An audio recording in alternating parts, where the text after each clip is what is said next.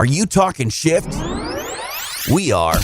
It's time for the We're Talking Shift podcast. Now. Here to talk shift, Loree Bischoff. We're Talking Shift. Good day, everyone. Welcome to We're Talking Shift, the podcast where we talk shift because I believe that the antidote to feeling stuck begins in our minds with a shift in our thinking, which is why I love talking with other people who are deep thinkers and coaches, therapists, authors, and others who are using their voices and their experiences and expertise to help others get unstuck and create their version of a sweet, sweet life. My mission really is to help you achieve yours. And lately, I've really been called to start sharing a lot more on the topic of relationships. I just think life is all about relationships anyway. Not just relationships with other people, but everything is about your relationship to it and how you relate to things, whether it's your environment, your community, your health, how you relate to your finances, spirituality. It goes on about pretty much everything. There isn't anything in life that isn't about a relationship and or how you are relating to something. So it's a big topic. But today I'm going to continue about specifically relationships with your significant other. And we're going to roll into tip number 3 because, I've been with the same amazing man for 37 years and we've been married for just about 35 of those years now. So I have a few tips up my sleeve. In fact, I think my list is up to about 40 right now, and it does continue to grow. So we have a lot to talk about over the coming months, my friends. Today, I'm going to talk a little bit about change and how change can affect relationships. Obviously, change is a massive topic. So in just a little bit, I'm going to invite my awesome producer, TJ, to join in.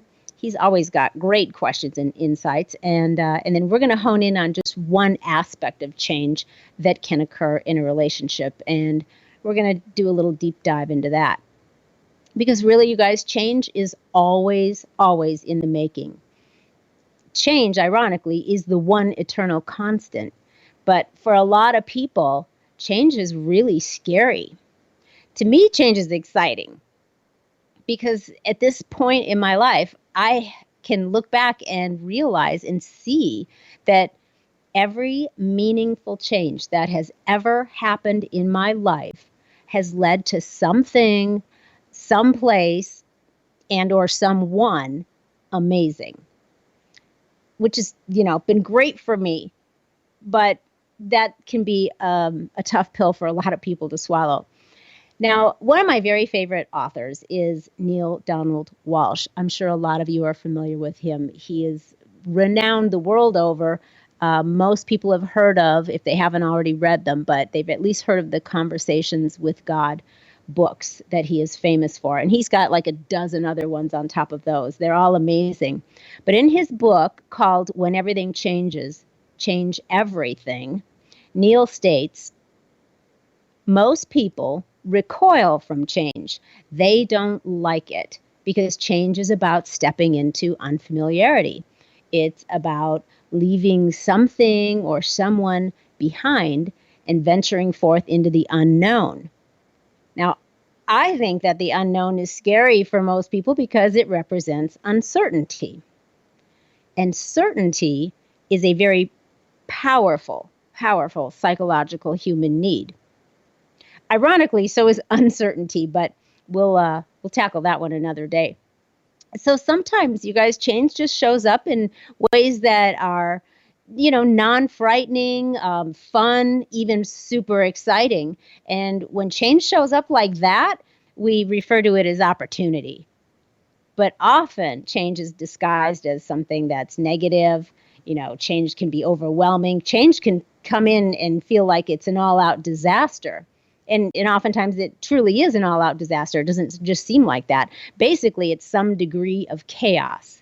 So in our discomfort and our fear and anxiety, we don't usually view chaos as opportunity, but rather something that we need to try to stop or reassemble or reverse or just simply like run like hell from. But that's because we don't like chaos either. And I have another favorite author, Dr. Jordan Peterson. He's a clinical psychologist and a psychology professor. And I love his book, 12 Rules for Life. And there's something he says about that, about chaos in there. He says, where everything is certain, we're in order. And when the bottom drops out and things fall apart on us, well, that is chaos. I can totally relate to that. I like order. I'm an order freak. I think I like beautiful things, and to me, order is beautiful. So when things are terribly out of order, that to me is chaos. I find that to be. It's hard for me. That is one of my challenges. It's hard for me to be comfortable in disorder. But I recognize that in myself. So it's one of those things that I either go, well, if this is something I can put in order and feel really good, then I do. If it's something that's not under my control, then I have to coach myself into being okay with it and finding myself in a little bit of that chaos for a reason, and just finding my place of comfort and being able to sit in that chaos for a bit. But anyway, I digress. Okay, so back to change. Here's what I've learned over the years, and I can now recognize at the onset of change rather than in hindsight. From the most uncomfortable chaos is actually where the biggest opportunities are gestating. I've learned that from real chaos, a new and better order is trying to be born. Something new is trying to evolve. So now, in the past, I would have been in a situation that, I considered, a scary change or a change that I wanted to, to put a halt to, didn't think was going to be good. And it's very difficult to see beyond it, to see down the road and know that you're going to come out not only okay, it's on some level, hopefully most of the time you know that, but sometimes you don't. But at least if you still don't even know that you're going to come out better. There's that whole unknown uncertainty thing that's going on. But now that I'm older and I've had lots of uncertainty and lots of big changes, now I just know that each time chaos sweeps in because of what I've experienced in the past, when it's come in and it's hung out for a while, it ultimately revealed itself to be the catalyst to the next best thing or the next life-altering, amazing thing, whatever that next best thing is that's supposed to, come into your life to help you evolve. So now I just know when a big old change or chaos comes in, I'm not only able to just sit in it and be comfortable, but I'm able to be excited about it because now I know that something really good is in the works. And so I can look at it and sit in it and be okay, beyond okay. I can be really, really excited about it. But that's now speaking pretty generally about change in your life. What happens when change occurs in your relationship with your partner? I mean, that's bound to happen. It's inevitable. And sometimes that change, feels like anything but super fantastic. But the longer that you are with someone, naturally, the more changes you're going to encounter. And you're going to have to navigate that. So my producer, TJ, and I were chatting about this a couple of days ago. And he brought up a change that can happen. And I thought, well, that's really interesting. I had a version of it somewhere on my list. I think it was like number 20 out of my tips. But since we were talking about it, I said, I'm going to move it up to tip number 3, and we're going to explore that a little bit today. There's just endless changes, right? That are going to come up in your relationship, and sometimes a change comes up that is very subtle. It's not very obvious. And sometimes you don't realize it's happened or it's happening until after it's happened, and sometimes long after it's happened. So anyway, I'm going to have TJ jump in, and we're going to dive into that. Are you there with me, TJ? Here's always the voice in your head. Yeah, you're like the Oz behind the curtain back there. Yes. Love it. Yes. I love it. So, remind me, you've been married for what, like 9 years, TJ? 9 years this Wednesday, believe it or not. Oh, wow. Congrats. Early congrats. Good for you. We made it. At least 9 years we made it. It's not 37 or anything like that, but hey, you're well on your way. Yeah. You're right. And now that we're talking about all these amazing relationship tips practically every week, I feel like you've got you're going to have a lot of tools in your tool bag. Well, you know what I think it is, Loree? I think we all have this information, especially anybody that's been in a relationship for a very long time, but we sometimes don't realize it because, outside of the world that you and I live in where we talk about these things, a lot of people forget that they know it because they never actually articulate it. You have skills that you rely on and depend on maybe every day in your life, but until you sort of give that advice to somebody else, you might not even know that you know that advice. Mm-hmm. That's a great point. It's true. If you don't have somebody to voice and explore and just talk and get the things that are intrinsically in you out there, you're right. Sometimes you don't even know yourself that you have some great words of wisdom. It sounds weird, but I think the best way to learn something is by teaching it. Yeah. Because when you go over the finer points of technique about something, then you go, oh, I actually know how to do this, or I understand it a bit more when I try to explain it. You can learn a lot by teaching. Definitely. I've been I do a lot of teaching that's woven into my coaching.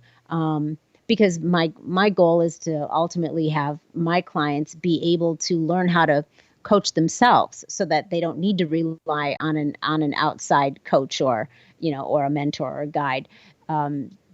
And every time I have a session with somebody, because there is a teaching aspect woven into most of it, I'm still learning as well. Every single time I finish the session and I'm making my notes, I'm like, yeah.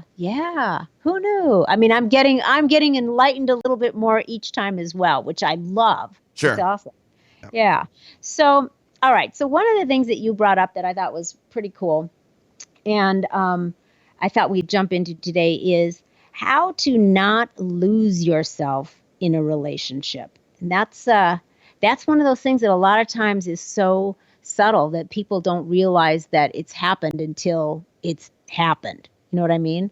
For sure. And I think a lot of the times that I have either witnessed this firsthand or been accused of it firsthand is when I started dating my wife or another partner prior to that, and I stopped hanging out with my friends as much as I used to. And a lot of people sort of do that when they find a new relationship. They sort of become not necessarily clingy, but they become attached to this new person in their lives, and they break some of their normal habits of being social with certain groups of people or being available in that same sort of way. And friends like to immediately look at someone and go, oh, look, you met this person, now you don't come around anymore. The question is whether or not you are losing your identity in, oh, I'm not, as available to my friends as I used to be, or I'm just really excited about this new change in my life and I'm following that. I think there's a fine line between both. And also, too, if you are sort of becoming really infatuated with this new person in your life, you do still want to remain not distant. That's not the right word, but you want to keep your identity at the same time because you don't want to get too sick of one another. You know what I mean? You have to. Yeah. You're drawn to each other for a reason. It's still important to maintain some independence in those relationships. Your autonomy. Right. Really. Yeah. No, and that's a super good point. Actually, I have like 6 or 7 kind of red flags here, signs that you may be losing yourself in a relationship. And that's one of them is that you've given up your friends, which is a really good point because part of it is, well, what's the intention? Why are you giving up your friends? Is it because you are just completely losing yourself in your relationship, in your partner, and you're almost to the point where you've isolated yourself from everybody outside of you? Or is it just simply because, yeah, you've maybe outgrown some of these people? Maybe you just not, you know, you just don't have that much in common anymore. Maybe you're growing and maturing in a different way because of your relationship, that you just don't feel, you just don't vibe anymore with Right. the same people. I So think yeah. one thing on that same sort of tip that a lot of people fail to realize is at certain points in your life, maybe you're looking for a reason to get away from certain influences around you. And Hmm. that new relationship in your life is the sort of catalyst to maybe leave some people behind. But it definitely doesn't look good to those people that you're leaving behind. And sometimes you have to ask yourself, okay, is this what I really want? Am I doing this on purpose? Is this the plan? Am I executing something subconsciously, or am I changing in a negative manner?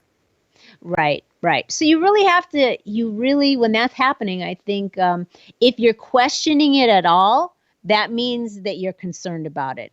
If it just feels like, I mean, you are elated and everything is great, and things are just kind of you organically moving away from some of your previous, friends or groups of people, and it all feels like, no, this is what I'm supposed to be doing now in my life. I'm on to a new chapter, a new phase. You can feel it.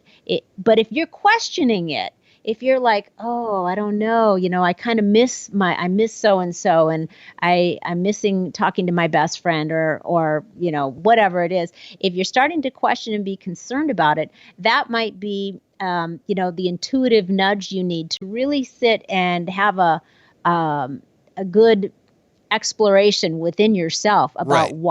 why am I doing this. So get to know yourself and ask yourself those deeper questions.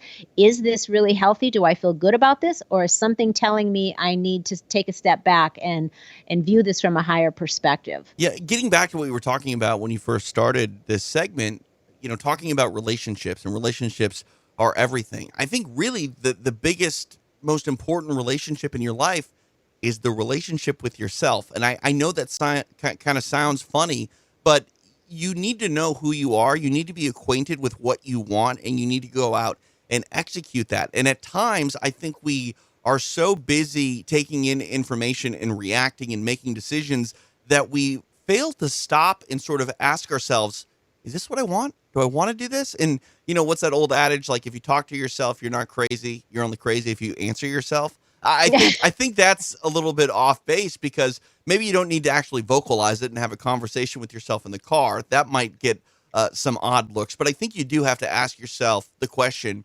what is it that I want? Am I on the path to achieving that? And what do I have to do to make sure that that is the case? And that's what happens. And I think a lot of people really fail to sit down and go, what do I want? How do I get it? Hmm. Yeah, I think you're right. A lot of people are just on reactive mode, on autopilot, and when you don't have a strong sense, and really like a conscious awareness of your own personal values, which again is getting to is part of that personal relationship that you have with yourself. If you don't have a strong sense of your personal constitution, your personal values, what's important to you, what are your priorities, then trust me, somebody else is going to put theirs on you. Right. And I think that's one thing that people need to realize too is look at our modern day and age. Like, the world is very demanding. You are constantly moving things around to accommodate others, your own schedules. That I think that we sometimes become consumed in the day to day, and we very rarely think about the future. And if you get consumed by the day to day grind, all of a sudden that future has arrived, and you're not where you want to be. Yeah, yeah, you're not even close. And sometimes you don't even realize until way down the road that, wow, you know what? I don't even know how I ended up here. This is not what I was envisioning back when I was, in my teens or my 20s or something. So I do think it's really, really important to be very aware of what your attention is on, because we all have intentions. We all start out, our lives with intending to do certain things, or be a certain thing, accomplish certain things. And if you're not keeping a very close eye on your intentions, then all of the other stuff pulls at your attention and it drags it away from fueling your intentions. Does that Right. make sense? Yeah, 100%. Yeah. Eyes on the prize. You know what I mean? Yeah. Uh, Yes. but at the same Yeah. time, don't become obsessed, because then you'll miss, other opportunities and indicators, Yeah. that you should be taking advantage of. Yeah. And again, like I love this show and I love what you say, because when I sit back and I listen to what you're saying, I take down these notes, and then these notes sort of branch off into other topics altogether. And you were talking about change and uncertainty. And I have a buddy of mine who he rolls with the punches so incredibly well, and I mean that figuratively and literally, because he's a fighter. But Uh-huh. one of the best things with him is when change and uncertainty happens, he just looks at whatever is going to happen as an adventure, and he's Yes. going to learn from it. There's an old saying in fighting: you either win or you learn. And I think that's an attitude that you need to have when it comes to every day in your life. You don't know what's going to happen. And I know that change can be scared or scary. Change can be, fear inducing. And, going back to not losing your identity in a relationship, I think not losing yourself in the face of uncertainty is very vital too, because at the end of the day, like, if you're listening to this and you're older than, heck, 5 years old, if you're 6 years old, I think you've gone through enough change in your life to go, okay, this was my life one day and now it's this way another way, and look, I'm here. We have to Right. have confidence in the fact that whatever is thrown our way, we're going to be able to roll with the punches. And one day we're in kindergarten, the next day we're in first grade, 20 years later we're graduating college, and now we're, middle-aged and the kids are leaving the house, etc. Like, these are things that you have to just sort of look internally and go, look, I know who I am. I know not everything is going to be exactly the way it is now or exactly the way I want it to be, but I'm going to be fine. Why? Because I know who I am, and I know that I have the ability to manage and move forward. Yeah, yeah. And that's so key right there. I know who I am and I know I'm capable. It's just knowing that you have the capabilities to to evolve in whatever manner you need to, depending on whatever change is coming up for you next. And it's it's so much more comfortable if you can manage going through those changes, if you don't freak out about it, if you don't, you lose so much precious time to enjoy the ride when you're scared out of your wits and you just want to, put Yeah. your head in the sand. And that's another thing too. I like how you say enjoy the ride, because we're all working towards something. There's obviously a goal in mind in general, and where you want to get to in your life. But if you only focus on how great it's going to be when you get there, you're not going to enjoy the journey of getting there. And more often than not, you talk to anybody who is a world champion in sports, they'll say, oh, winning the world championship was great, but it was all the small mini victories, either with myself or with my team on the way there, that really made that experience great. Like, think about a Yeah. movie. Oftentimes in sports-based films, winning the championship is one of the first scenes in a movie, and then they go on to tell the story and how they got there, and that's the entire film. The journey is the film. The journey is the experience. Yeah, it's the dash in between is what I call it. From where you are now to the goal you think you're trying to get to. I call it the dash in between the now and the goal you're trying to achieve. That's the sweet spot. That's the adventure. That's the part that you really need to pay attention to. The goal is just there so that you have some sort of a North Star and you know what direction to head in. You know what I mean? No, exactly right. And Yeah. we Yeah. have to fall in love with that journey, even if that journey has bumps in the road, and maybe we fail altogether and you have to pick yourself up and start all over again. But Yeah. remember, success would never taste sweet if failure didn't feel bitter. You know what I mean? And Totally. I'm not afraid to fall down as long as I get back up. No, man, we've fallen down so many times. There's plenty of scar tissue there, but hey, that's why we believe in failing forward, right? You just keep Yeah. failing forward. And again, I'm full of fight cliches because that's sort of the Yeah, world I live in. I But get it. scars are Yeah, stories. You know what I they mean? Scars are are. stories. They are. And I like it. I relate. I don't know why. I've never been like any kind of a fighter. So I I don't know why disagree. I I really disagree. Life's a fight, Loree. Life is a fight. metaphorically, I guess. I Yeah. guess. Yep. Although I will say just for a minute here, and then we'll get back to our list. I did have a few great boxing lessons with our dear friend Ernest the Cat Miller. Yes, back in the day when we lived in Atlanta, Ernest and I spent a little time, put the gloves on. He taught me a few things. So I did get a few tips from Ernest. Something tells me he has some stories too. My goodness. Yeah. Maybe we'll get Ernest on one day and we'll chat. Well, that'd be fun. But anyway, okay, so let's talk about another one of these red flags. Okay.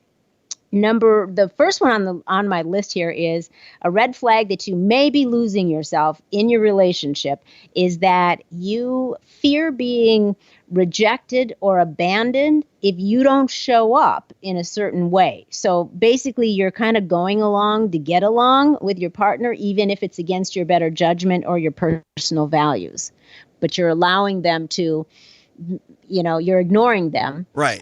You're stashing them in the closet so that you can just feel like, okay, everything is okay. I'm still loved. I'm liked. I'm part of this, the relationship. And to me, that's something that sounds like, okay, like I'm a square peg that's a round hole. I better try to figure out how to fit. And to me, I don't know if I mean, it depends on where you are in your relationship. But if you can't go to your partner and go, look, that's not what I want to do. That's not exactly who I am.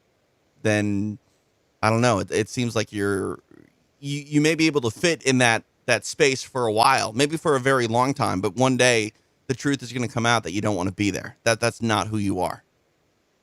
Yeah, or it never comes out, and you live out a life of never really becoming your own best self. You Right. never really are able to live your best life and fulfill your own dreams and vision and purpose because you've made yourself small. Right. And made. Yeah. It's like putting on a pair of shoes that are too tight. Like, sure, you can wear them, but are you really going to be able to move comfortably forward in life? Yeah. Again, you're going to have some scars and some blisters and discomfort. It's going to be painful. Right. You can do it. Yeah.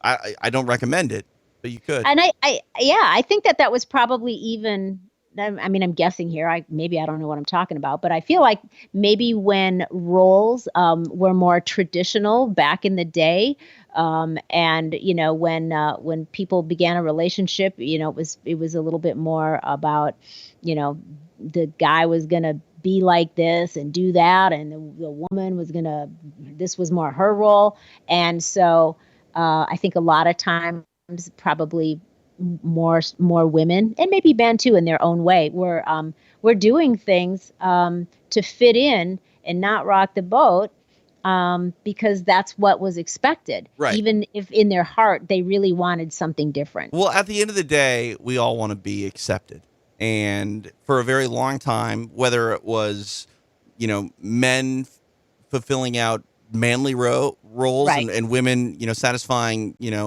feminine roles, like we just conformed. And I think now we're in a point where I think there's still a lot of conforming going on, but we can be at least internally with ourselves. We should be able to have that conversation. Look, this isn't me. I need to figure out how to make this okay with myself, with my partner, etc. Right.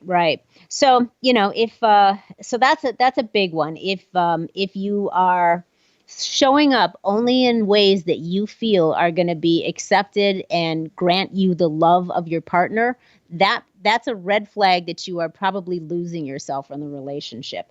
And that and what we were just talking about really leads into the next red flag, which is number 2, you don't communicate honestly about your feelings. You don't voice your opinions, or you don't question things. Maybe you feel like you just don't even have a voice.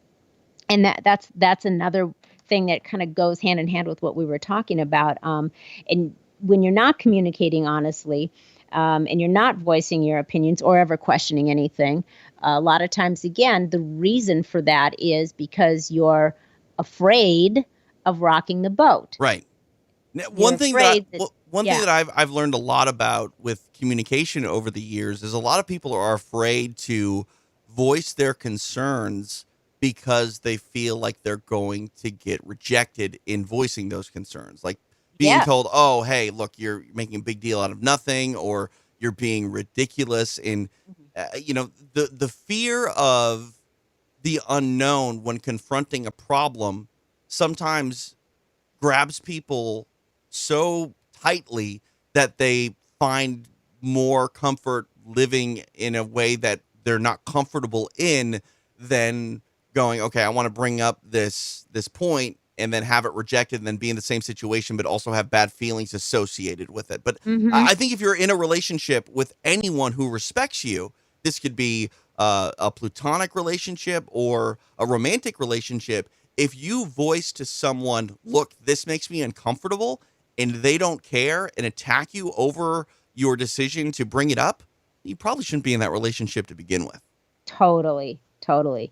Yeah, I think that fear of either your opinion or your concern being minimized, and then you feel like embarrassed and you start to question yourself. Right. That fear makes people just be quiet, or the fear, which same thing, fear that somehow love is going to be withheld from you. It's going to Yeah. be taken away, and that's again because that love and that connection is the number one most powerful human need. And if you think that if you disagree or have a concern or question something, if you think that's going to be taken away or withheld, then you'd rather just be quiet than risk what you perceive is going to be a loss to you. Then that's a red flag. I think a Total lot. red. I think a lot of those situations too are probably found in relationships when people are younger. I mean, if I've learned anything over the 35 years of my life, it's that the longer I'm with someone, and I have a lot of work relationships that have spanned over a decade. My wife and I have been together now for 14 years overall. Married, as I said, 9. Like I understand that I can bring up things to her where even if she's not happy with me bringing them up, I know that whatever it is, it's not a deal breaker. Do you know what I mean? Like our relationship is strong enough that over a conversation or a concern that I have or she has, I'm not worried about it blowing everything up. And I think that maybe that's a luxury that people that have been together for a decade plus have. You're kind of Mhm, committed to one another. But I mhm. think that people in their 20s and maybe that are dating, they sometimes don't want to bring up concerns because they're afraid that the whole entire relationship will blow up.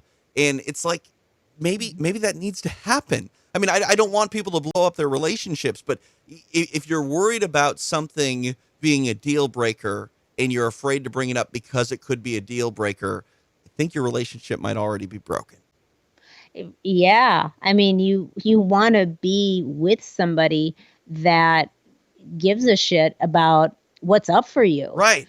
And if you feel like you can't share what's up for you, maybe it's a big deal, maybe it's not really a big deal, but you got to be able to share it if that's what is up for you. And if you have somebody in your life that, you're trying to have a relationship with, and your concerns or your questions, whatever it is minimized or ridiculed or poo-pooed or worse, creates conflict. Yeah, big red flag. Why would you want that? Because then you feel like you can't be yourself. If you are going to be yourself, there's going to be a negative ramification. Right. And I think the biggest thing about sort of that fear of rejection in a relationship when it comes to a concern is if you bring something up and it's a really big deal for you and it is dismissed, I don't know how you could be with someone who you vocalize an issue with and they dismiss it like you're being ridiculous. That's what scares me, and I think that's why some people don't address a lot of big situations that they know are a big deal internally, but when they try to voice it, they can't find the words, or they feel like their partner's just going to tell them, you're being Yeah. ridiculous. Yeah, yeah. I mean, using my voice was something that I had to learn. It took me a long time. It was really difficult for me in the early parts of our relationship to really be totally comfortable questioning or talking about concerns or anything because I just was it just was it wasn't demonstrated to me growing Right. up. Yeah. It was very my mother and my grandmother, when I saw that witnessed the dynamics between my mom and my dad and my grandma and my grandpa. um, it was almost like I never saw it.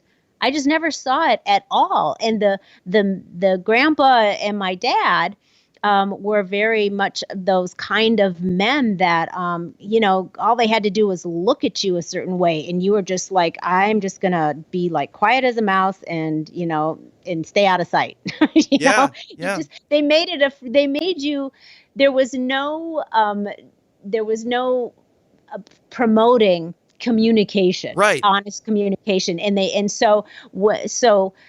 communicating with behavior, Lori, I mean, correct me if I'm wrong, that behavior, it's taught, but it's not taught. Do you know what I mean? Like you learn it because it's You out learn there. by example. You Yeah. learn by what you see, not Yeah. by what is said. And so what nobody actually said anything to me like, oh, you probably shouldn't question, and you shouldn't contribute, and you shouldn't, you shouldn't have anything to say. Nobody ever said that. But at the same time, nobody also ever said you should ask questions. You should not be afraid to talk about what's up for you. Nobody promoted it either. And so it was just, for me growing up, communicating with the male gender was always really uncomfortable because I had no experience with Right. it. Right. I And mean, so, and my thought was, if we did something to make our dad upset, then man, we got it. It was just like, you're gonna not get it in a bad way, but it was scary enough. Like, you're gonna be sent to your room, or you're gonna get yelled at, or you're gonna right. and as a kid, you interpret that as love is gonna be taken away. Right. And that's what you don't want to happen. So you make sure that you behave in a certain way to avoid that from happening. I think that's the sort of biggest thing that is something that married people and people in a relationship that have been together for a long period of time is that unconditional love. Like as a parent and as a child growing up, that your parents love you love your kids. There is unconditional love there. But Yeah. even at the surface level, there are times where it feels like, oh, they're going to think of me less if I break this mold, if I do step out of line. And while Yep. I don't think that any love actually goes away, you're right, though. There is a fear of losing some sort of affection. Yeah. Yeah. You still fear that it might. Right. So you don't want to risk it. Yeah, so it took me a long time and a lot of practice to get to the point where I felt really, really comfortable with that. And that was all part of my own, personal growth and development process that I started when I was in my 20s. So I learned on the job, and then I learned to also teach my kids. I didn't want them to have, fears. I wanted them to be able to feel comfortable communicating and talking about things when maybe it was going to be uncomfortable for somebody else. So I was able to teach them, you don't have to be quiet.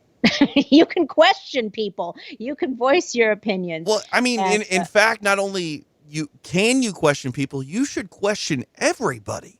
I mean, if we've learned anything, I mean, yeah, if it's family and it's over little small things, absolutely. Like don't question, don't feel the need to go, oh, should I trust this person? They're only my mom. But like at the same time, like if you don't feel comfortable questioning everything in your life and you're just going to take it for whole truth every single time, you're going to be led astray. Even if it's unintentionally, you're going to end up going down the path of following someone that you look up to, and you're just going to be disappointed in the end. Like I firmly believe that you have to have not only a questioning sort of mentality, but the open-mindedness to everything. You have to be able to accept that things aren't always the way that you may think they are. And you should always take a step back and go, okay, is this really what it seems to be?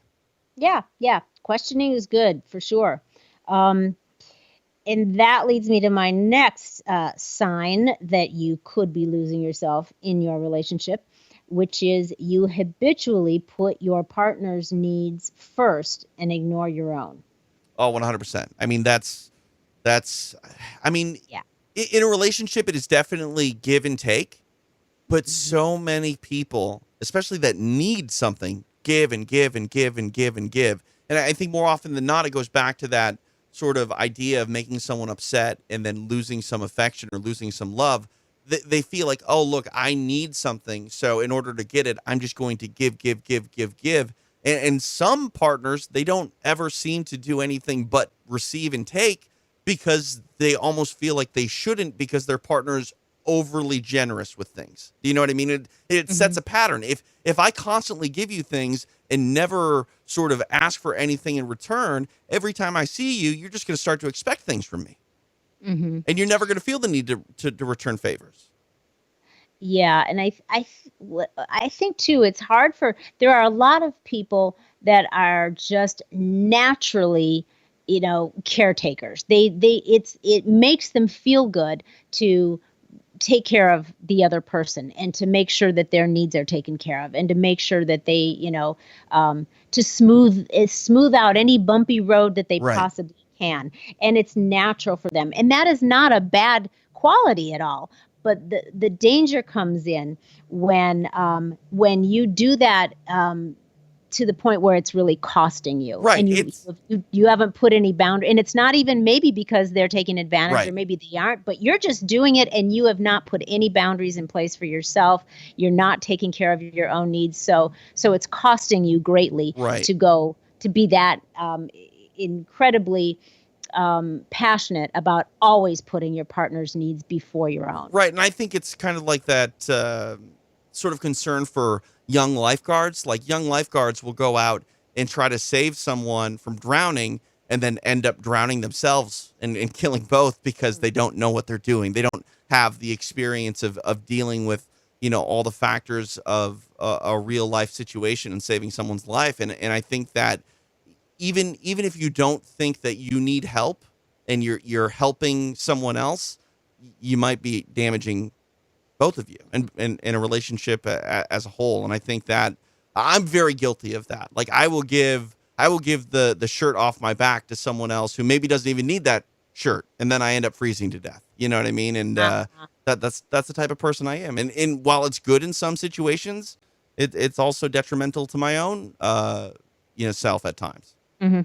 Yeah, I think that that's why it's really important for people to it's okay to lead with your heart, but you also have to balance that with your brain. You have to have a balance between your head and your heart so that you are doing things in a way that you can still be moving forward in life and taking care of others and being of service to others in a way that's coming from your heart, and that's beautiful. I mean, I would want everyone to have that feeling, but you still have to balance that with using your head and what makes sense so that you are not compromising your own well-being in the process.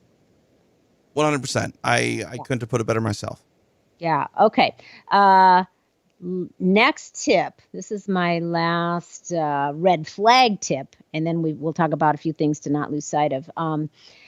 You have lost touch with or just given up completely on your own dreams and goals and the things that you're passionate about. Whatever your own life purpose is, you've just lost touch with all of that. That's a big one, a big sign that you've lost yourself in the relationship and it's become completely about your partner and no longer about anything that is driving you or calling you. Well, one thing that you've said in the past is be your partner's biggest fan, and I Yeah. totally subscribe to that. But at the same Yep. time, don't forget what you're doing.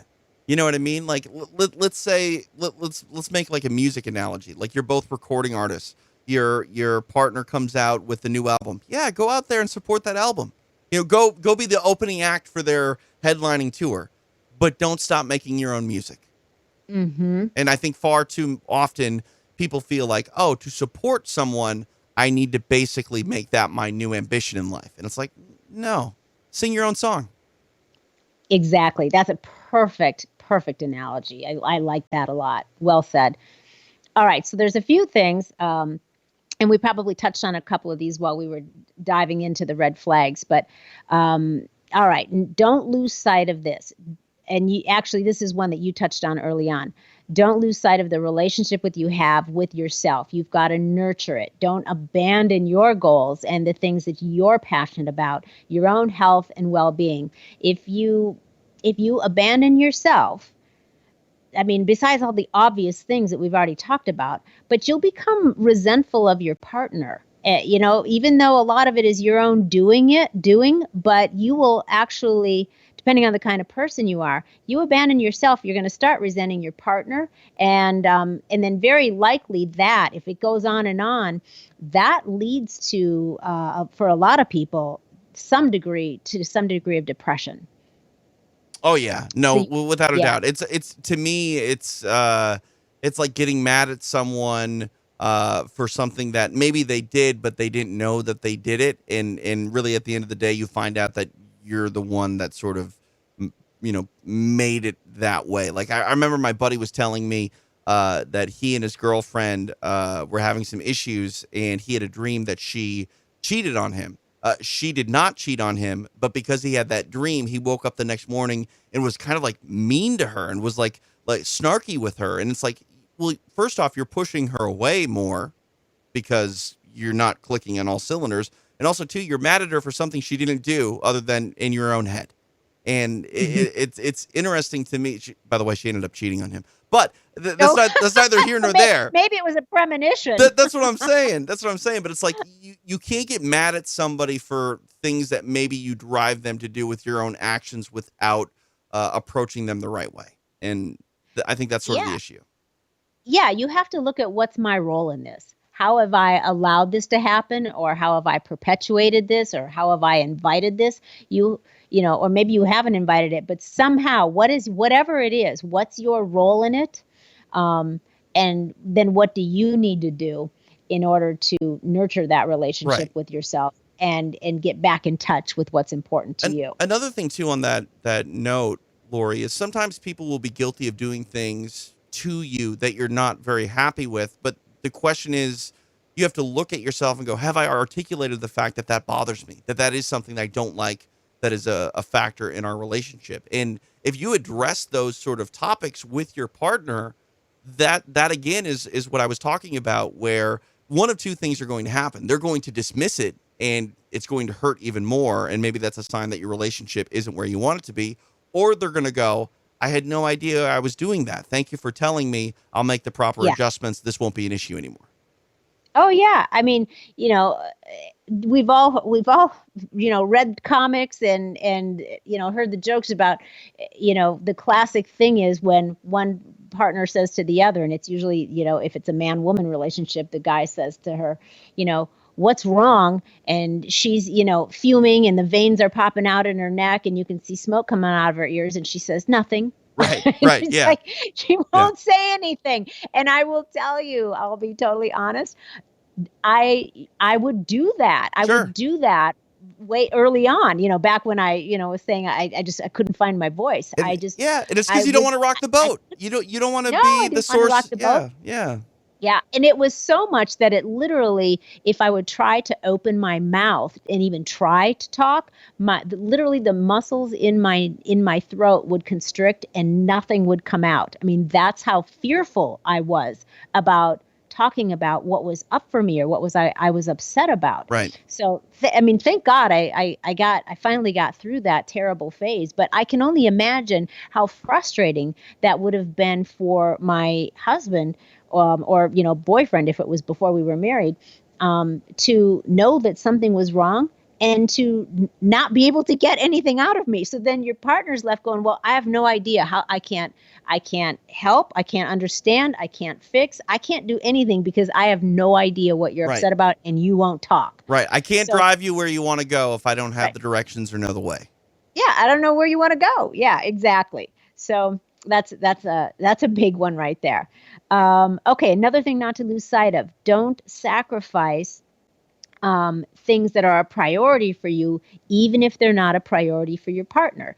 Again, you have to honor your own needs and goals too. I mean, you're not going to have every single thing in common and want to do all the same things 24/7. You might in the very beginning, Right. but eventually there's going to come a time where, you find, he or she wants to do something or have a hobby or an interest that you have no interest in. You don't have to give up your stuff though. And if you are, that's one of those red flags. So don't sacrifice those things that are important for you or a priority, just because they're not for your partner. Yeah, it's like genres of film. Like if you both like movies, hey, you're gonna watch movies. But one might like documentaries, another might like, horror Yeah. films. That Yeah. doesn't mean that you both have to watch documentaries or, horror films every single time. Like maybe you can agree to find a comedy that you like, but Exactly. don't give up your passion. Yeah, that's a great example. I mean, Eric and I are like that. We have a roster of favorites that we love to watch together, and then we sit and talk about it and analyze, and we just have a really good time with it. And then there's some stuff that I like that he's not interested in, so I just watch those when he's either, if I'm staying up late or if he's traveling, I just watch those by myself. Right. It's all good. Right. We don't have to watch the And same things all the time or whatever that applies to. and Yeah. sometimes I just want to watch a movie by myself. You know what I mean? And, Yeah. and I'll save those really good movies for those times. Yeah, absolutely. Yeah. Okay. Next thing not to lose sight of. Okay. You're your own whole person. So being like one half of a couple does not, nor should require you to diminish yourself or become like a nice, neat, tidy fit into what you think is your partner's idea of how the relationship needs to work. So remember that you're a unique, complete individual, and you honor yourself and you honor your source, or whatever you want to call, the God of your understanding if you have a spiritual relationship. But you honor yourself and your source by maintaining your individual identity. So I think that that's really important. 100%. I think, obviously all of these go back to the broad topic at hand, but you need to maintain your identity. You just have to be yourself. We are all individuals, and that's what makes relationships great. What you're not good at, maybe your partner is. What they're not good at, maybe you are, and you make one cohesive unit. And yeah, I think that's a nice note to just remember the overall message here. Don't forget who you are. Right. Right. And if your partner is emotionally healthy and mature, and your partner truly loves and supports you, then they wouldn't want you to sacrifice any of those things. They wouldn't want you to do any of those things. In fact, they'll eventually start to resent it or simply lose interest in you Right. if you are losing yourself Well, in them, because you've either become a burden or you've just simply become boring. Right. And it goes back to, I think, something else that, is the broader narrative here in your identity. You are who you are, and that's why people like you. And if you find someone that likes you and you just become who they are, then you're no longer the person that they were interested in to begin with. Yeah, exactly. Exactly. You've lost all your flavor. You Right. become Yeah. flavorless. You don't want to be that piece of bubble gum on the 7th hour. You know what I mean? Where it's just like, I don't, Right. was this cherry or fruit punch or just, I don't know what flavor this was, but I'm still chewing on it. Exactly. That's awesome. Awesome. All right. So the last thing I'm going to throw in here is I was realizing actually just this morning that there's a principle in my book, Common Sense Happiness. Principle number 2 is called Hold Your Power, and that relates a lot to this. It was written more in a general sense, but it absolutely applies specifically to your particular intimate relationships. And what I mean by holding your power You want to make sure you don't lose sight of that. It's about, owning and standing strong in what's true for you. It's like embracing and practicing your personal responsibility and control of your own thoughts and your emotions and your actions, and then you use that to become, all that you desire for yourself, which, again, if you've got an emotionally and a mentally healthy and mature partner, that's what they want for you. So you want to be sure that you're not compromising your values to make sure you are accepted by your partner, and you want to make sure that you're following your heart, and you're not giving away your power by letting go of all of those things. So there's more about that in that principle in the book for people that are interested. But holding your power is really what all of this is about in the sense that I was writing. So I think that it's just really important for everybody to remember that each partner should be able to stand on their own 2 feet and do things that make them thrive, both as individuals and as a couple. I mean, you have a life together, but you also need to maintain your own identity and do the things that feed you. So don't leave yourself behind. Love and respect yourself enough to maintain your autonomy and nurture your individual preferences within your relationships. Codependency does not look good on anybody, not at all. Change can always mean growth if you decide to make it so. Yeah, I think that this is a very valuable conversation. And before I say thanks to everybody, is there anything else you'd like to add, TJ? No, that's about it. Again, going back to what I said earlier, I think that you learn a lot by teaching and articulating, and I think I learned a little bit here on this show too. So I appreciate you including me. Absolutely. I love it. We'll do this. We'll just keep doing this because this is a lot of fun. And I think we have great conversation about it, and I think people can get a lot out of it. And, the happier people are within with themselves and within their relationship, the happier, it's contagious, right? It permeates everything else that we do in life. So it's good food for thought. Yeah. The vibration rises when we're all vibrating at a higher, happier level. So thank you for your awesome input, as always.